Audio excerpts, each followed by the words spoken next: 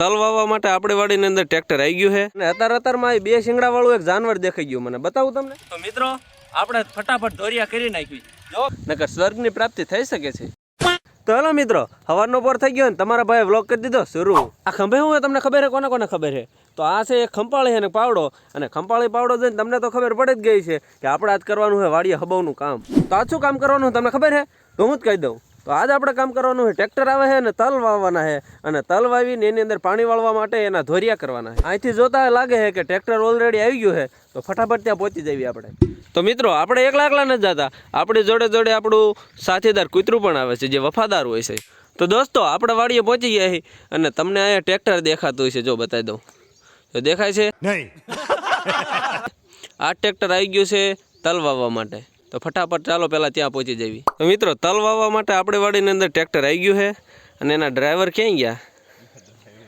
હા ડ્રાઈવર કાંઈ મથે છે શું કરો કાકા અને આને આ જો આને કહેવાય આને શું કહેવાય ઓણી કહેવાય ને હા તો મિત્રો જો આને ઓણી કહેવાય ને આના દ્વારા આપણે વાવવાના તલ તમને જરીક તલ બતાવી દો કયા વાવવાના છે જો આ ઠેલ્યું આ તલ છે કંઈક MSC ડબલ છગડા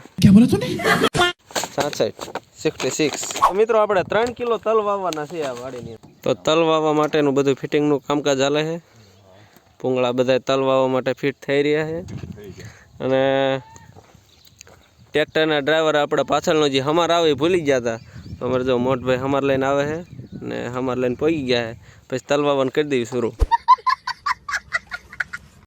જોઈ લો હે ને બે શિંગડા વાળી મારે પૂરી એ પણ વાય વાય પગી જાય જોતા આપણા ટ્રેક્ટરના ડ્રાઈવરે આપણને એક પેટી લાવવાનું કામ હોય બધું અને પેટી છે નહીં ખબર છે પૈસાની નહીં બાકસની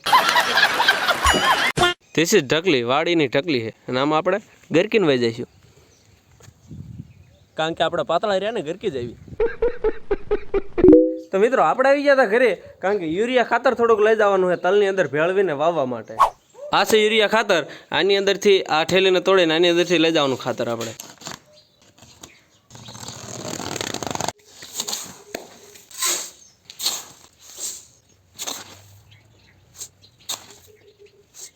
મિત્રો તલવાનું કામકાજ થઈ ગયું શરૂ બતાવી દો જો સામે ટ્રેક્ટર રહ્યું 1 કેરો વાવી દીધો છે અને આ 2-2.5 વીઘા જેટલું આપણું અહીં કટકું છે પડું છે આની અંદર વાવવાના તલ અવળે વાવી દીશે અને ટપાલી એક આવે છે તો આપણે જવાનું થયું ઘરે મરી જઈશ એક અમારા જો આને હાલવામાં બહુ ભી પડે આપણને હાંડિયો કરવાની કે હાંડિયો થઈ જાય જો વાંહે બસો કેવી છોટે જાય હા હજી આવડો હારો આને જાણે કેમ હાંડિયો થવું છે હાલતા ને હાંડિયો કરી લો હાલ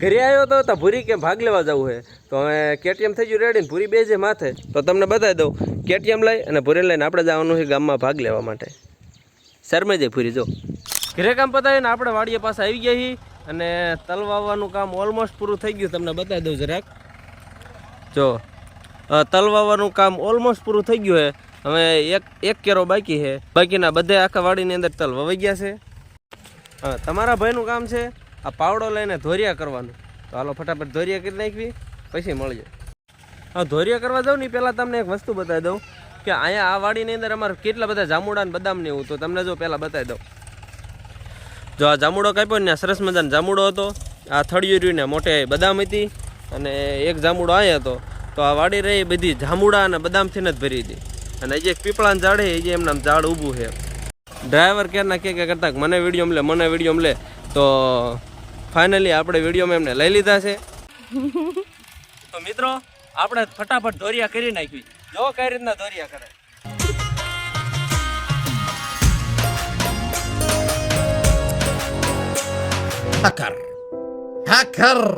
هكر يا جماعة لو انتبهتوا لحركاته هكر ફાઇનલી મિત્રો 1 કલાકની સખત મહેનત પછી તમારા ભાઈએ બધા ધોરિયા કરી વાળ્યા છે અને હવે હું અને પૂરી બેસી ગયા સરસ મજાના લીમડાના સાયે તમે જો કેવો સરસ મજાનો ઠંડો ઠંડો પવન આવે છે અને મસ્ત મજાના લીમડાના સાયે વાડીએ બેઠા છીએ પૂરી પૂરી એમ કહેતા તો રામ રામ ને સીતારામ બધાને કહી દેતો એકવાર વ્લોગની સ્ટાઇલમાં રામ રામ ને સીતારામ બધાને તો હું ભરી બેઠા છીએ લીમડાના સાંઈ બપોર વેચાળા આપણે ઘરે આવ્યા છીએ અને ભૂરીએ જો હાથમાં મૂકી દીધી મહેંદી. ભૂરી હાથ બતાવ બેટા. જો કેવી સરસ મજાની મહેંદી મૂકી દીધી છે. ક્યાં શું લેવા મહેંદી શું લેવા મૂકી હતી કે જવાનું લગ્નમાં? કોના લગ્નમાં જવાનું?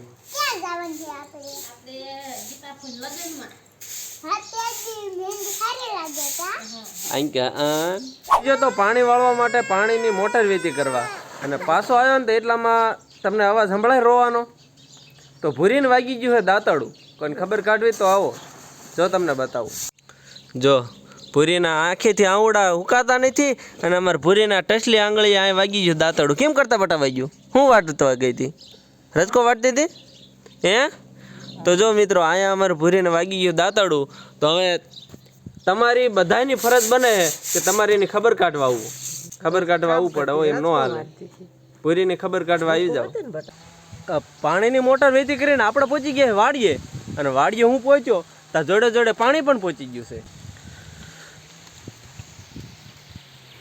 તો જો મિત્રો પાણી પણ અવળે અવળે આવી ગયું છે અને ધીમે ધીમે ધોરિયામાં ચડવા માંડ્યું છે અને આપણે પાવાના છે. આ તલવાળું કર્યું છે જેની અંદર તલ વાઈ દીધા છે. તલને બધાને પાવાનું.